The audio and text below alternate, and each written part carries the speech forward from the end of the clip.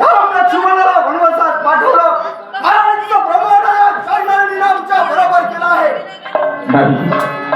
ती अवत्र माता होती, पण हे पिताजी म्हणायचा काय किंचन आहे.